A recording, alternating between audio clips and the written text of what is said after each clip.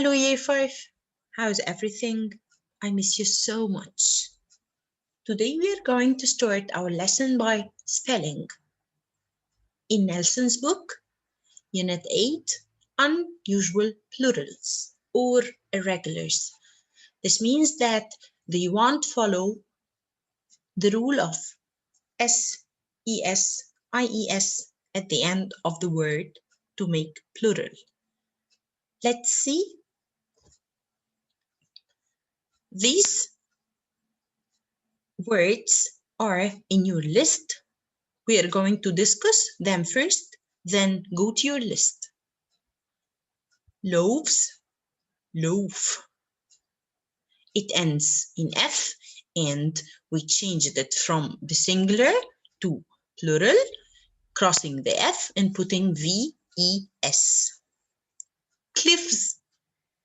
It ends in double F and we put only S. It's a high area of a rock with a steep side, as you see in the picture. Cacti, cactus, as in the picture. Nuclei, nucleus, as in the picture. Octopi, octopus. It's a sea creature. Aquaria, aquarium.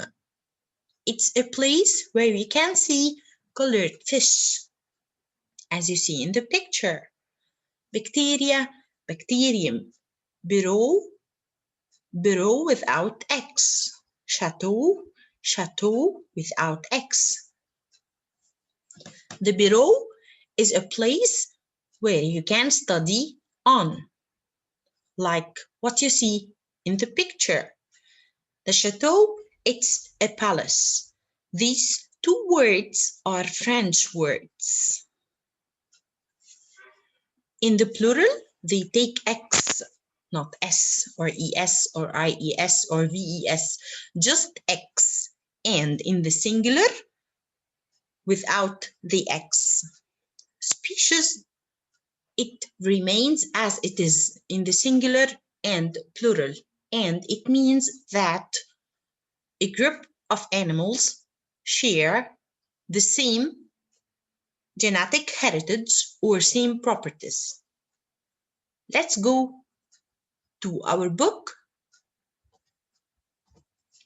page 18. As you see in the picture, at the top, the old woman, and the singular is women, were tending the oxen, the singular is ox, and geese, the singular is goose, near the chateau, the palace, as you see in the picture. And in the singular, we are going to take off the X. Let's read the list. Loaves, cliffs, men, and the singular is man, woman, geese, mice, it's the plural of mouse, cacti, nuclei, octopi, bacteria, aquaria, bureau, chateau, deer, sheep, species, and scissors. These four words remain as they are. They don't change. As fish and fish in the plural and singular, the same word. In exercise focus, he is telling you read the keywords and complete the phrases to describe each of these pictures. The first one is done to help you. You're going to look at the picture and write what is the word that fits this picture. The word prickly means it has spines. Let's go to page 19. The extra exercise, he's telling me to form the plural of nouns ending in F or FE, we usually change the F or FE to V before adding ES, like this: shelf, shelves, life, lives. So we cross the F or the FE and put VES. For nouns ending in double F, just add S to make the plural form, like buff, it will be buffs. Exercise number A, he's telling me copy this table of singulars and plurals and fill in the blanks. You have in the singular part, half, calf, leaf, wife, life, sniff, and self. Give yourself 2 minutes to think before looking at the answers. Half will be halves, calf, calves, leaf, leaves, wife, wives, life, lives, sniff, sniffs, self, selves. In exercise number B, he's telling me find the plural of chef and belief. What do you notice? Chef in belief and in IEF. So I will just put S to be chefs and beliefs. So I will write, I notice that they have the same endings, IEF, and they have S at their ends in the plural. Let's go to the page again. In the extension, he is telling me most of the unusual plurals are related to nouns we have borrowed from other languages such as Latin and French. Here are a few examples, like aquarium, aquaria, chateau, chateau with X, curriculum, curricula, appendix, appendices, and as you see in the picture, it's a part in our body.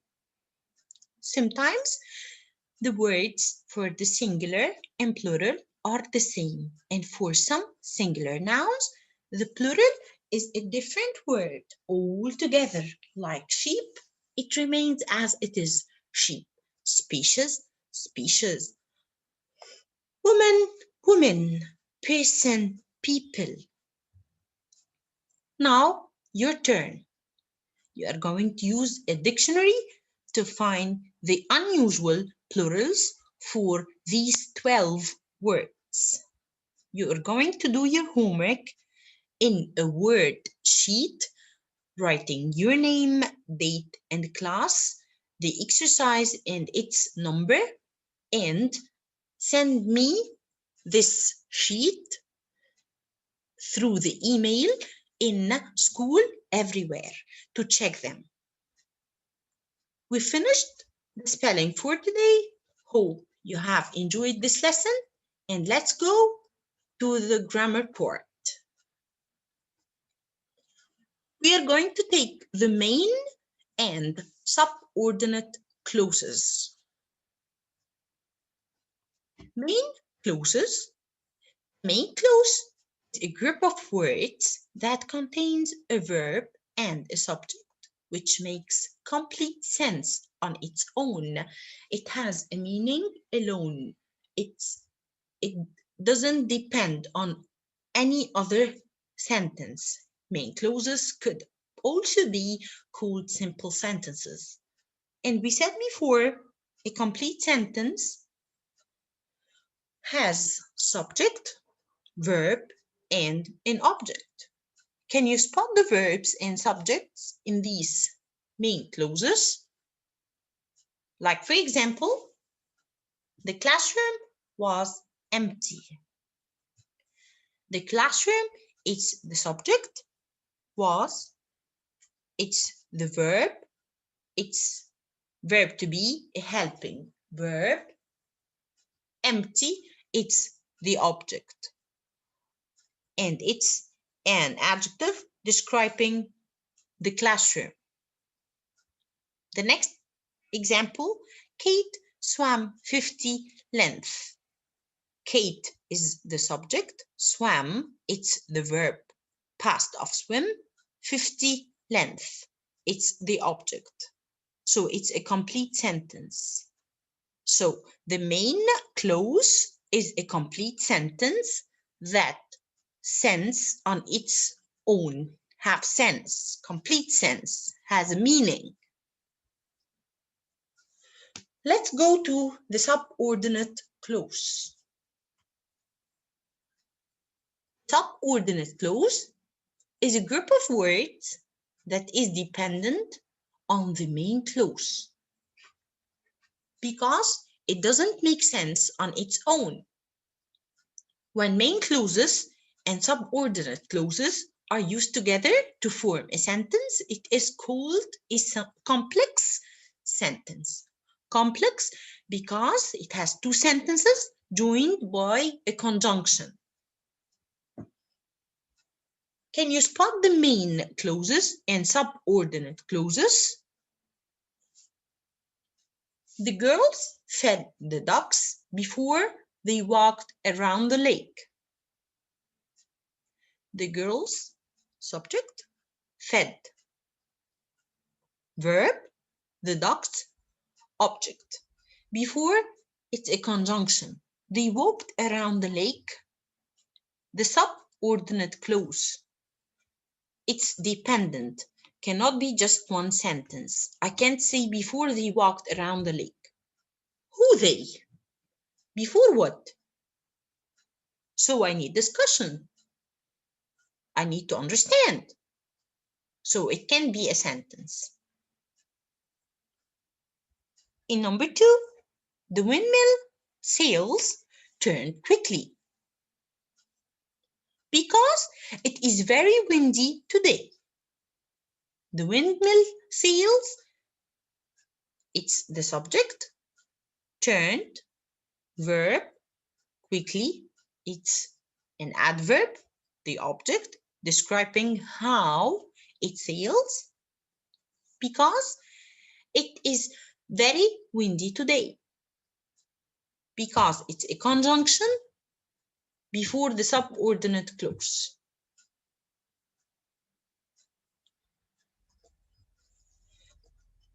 Subordinate clauses can often start with a subordinating conjunction, like for example, after, before, because, as, so that, until, while, when, whether, since, if, unless, though, although, even though, and once. All of these are called conjunctions. They link sentences together. Where in a sentence I can find a subordinate clause? In the sentences we have looked at so far, the subordinate clause have been the main clauses. For example, the snow was thick on the ground because it had snowed heavily. I can say, because it had snowed heavily, the snow was thick on the ground.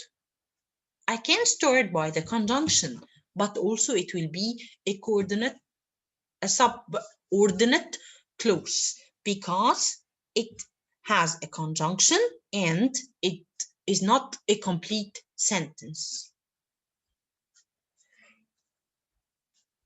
The children laughed happily as snowballs flew. The children, subject, laughed, object, verb, and happily, object. It's the adverb that describes their laughing. As snowballs flew. As it's a conjunction linking the two sentences or the two clauses, the main and subordinate clause together. Subordinate clauses do not always have to be after the main clause, so I can start with them. Okay, let's have a small quiz. Put a tick in the correct column to show whether each group of highlighted words is a main clause or subordinate clause. In number 1, if it starts to rain, I have a conjunction and I started with it, so it will be a subordinate clause. Number 2, Nell gasped for breath before setting off again. Nell, it's a subject, gasped, verb, for breath, object. So it's a main clause. The koala, which is native to Australia, is a mammal. The blue one, it has a conjunction and it's not a complete sentence. So it's a subordinate clause. Number 2, or part 2. Underline the main clauses in the following sentences. Running late for work, it's not a complete sentence. Mom, subject, frantically searched for keys. Searched for, it's the verb. Her keys, object, for her keys. So frantically, it's an adverb. I can put it at the end of the sentence or inside it. So if I took it out of the sentence, it will not make any problem because it's a complete sentence. So the main clause will be Mom frantically searched for her keys. Number 2, the setting sun, which looked beautiful, glistened in the sky. It was brightening in the sky, shining in the sky. So the setting sun glistened in the sky. It's the main clause because which it's a conjunction and it follows the subordinate sentence. Number 3,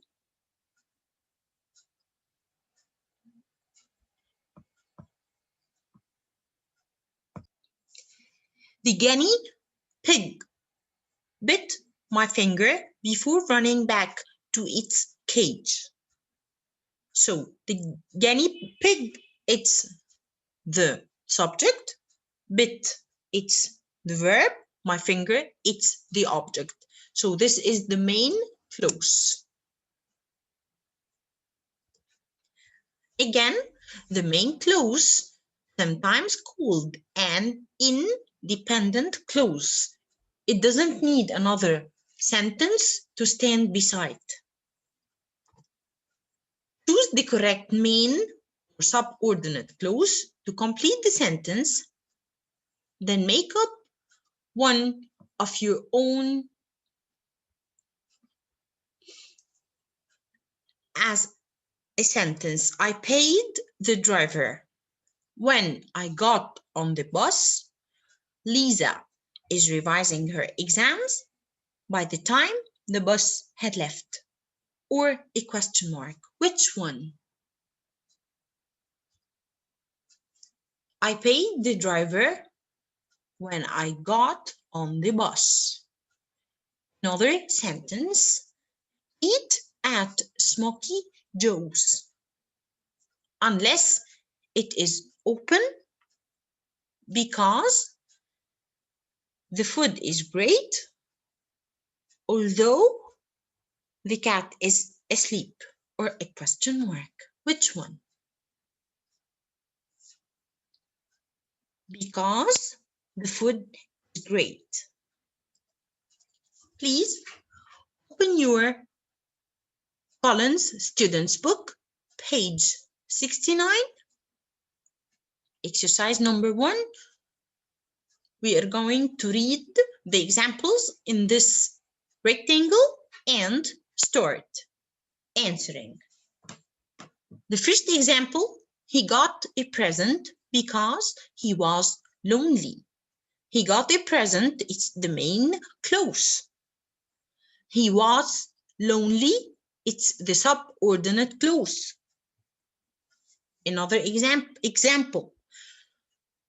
Pandora was curious, so she opened the box. Pandora was curious, it's the main clause, and the subordinate one, she opened the box, because I have because and so as conjunctions before the subordinate clause. Exercise number 1, we're going to answer it together. Exercise 2 and 3, you're going to answer it alone in the worksheet, as I told you. Don't forget to write the date, title, book, and the exercise number, and answer. Number 1, identify the main clause and the subordinate clause in these sentences. Here, you're going to identify the main clause and the subordinate clause in these sentences. Number A, Zeus gave man a present because he was lonely. The main clause has to have subject, verb, and an object. So, this part will be what, and this one will be what. First one will be main clause, and the second one subordinate, because it has a conjunction. Number 2, he created Pandora, then he invited the gods to dinner. He created Pandora and he invited the gods to dinner. The first one will be main clause and the second one subordinate, because I have a conjunction before he invited. Number C, when she received her gifts, she was grateful. I have she received her gifts, she was grateful. Before she received her gifts, I have when, it's a conjunction. So this is a subordinate clause. And the second one, it's a main clause. Number D, I have also 2 sentences. Because she was curious, she opened the box. And I have the conjunction because, so it will be subordinate, and the other one, main clause. The evils flew out when she opened the box. The evils flew out. She opened the box. So the first one will be a main clause. The second one will be subordinate clause. The last sentence, we can always hope because something good may happen. We can always hope. It's a main clause. Something good may happen. It's a subordinate clause because it has a conjunction. We finished for today. Hope you enjoyed the 2 lessons, the spelling and the grammar one. And good luck. See you soon. Bye, my dears.